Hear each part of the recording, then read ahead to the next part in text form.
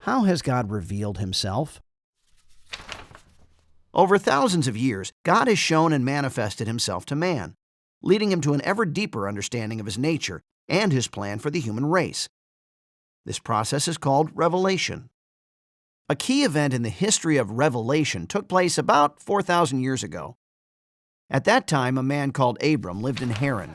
Haran lies in what is today southeastern Turkey.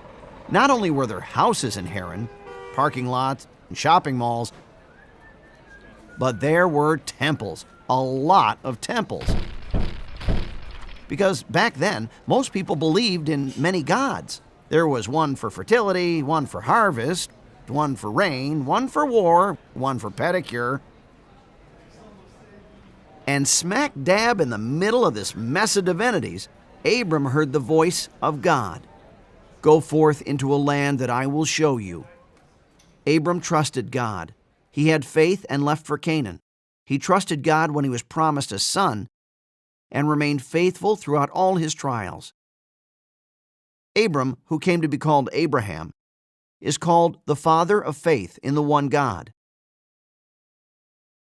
The descendants of Abraham are called Israelites. Many years later, the Israelites fell under the power of the Egyptians.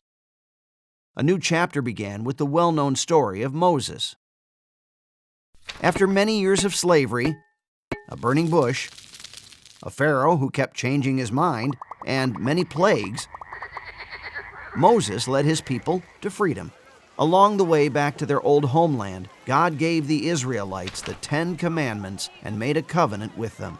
They conquered the land of their forefathers and settled down. Years came and went. Then the Israelites demanded a king and were given Saul. His unhappy rule was succeeded by David. Under David's reign and that of his son Solomon, Israel experienced a period of prosperity. The Temple of Jerusalem was built. Then the kingdom fell apart, and Israel became the pawn of its powerful neighbors. First there were the Assyrians, then the Babylonians, then the Persians, then the Greeks, then the Ptolemaics and Seleucids, and eventually they were subjected to the rule of Rome. During all these centuries, the people of God experienced a roller coaster of a history that was often painful. And through all of this, God revealed himself. That is his pedagogy. He speaks not only through his prophets, but also through the history of his people. And the people slowly began to grasp who God is. They began to understand that one could be a slave not only to the Egyptians, but to sin as well, that they also needed an exodus from the bondage to sin. They realized that their promised land could only be a pale reflection of their true heavenly home. They recognized that despite all their effort, the law will never make men truly just, that God's action is necessary for that. They realized that a Savior was needed, a Redeemer of mankind sent from above. And then 2,000 years ago, in the fullness of time, as it is said, God did act. No, a little further to the left. Jesus, the Redeemer of mankind, was born in Bethlehem.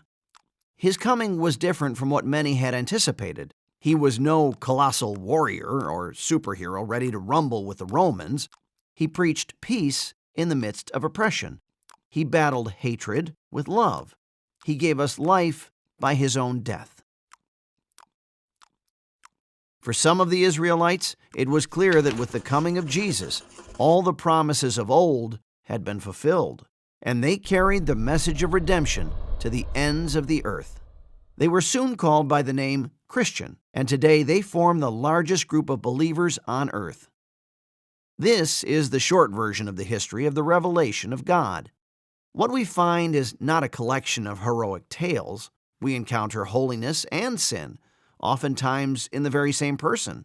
And in between the lines of this history of saints and sinners, God reveals himself.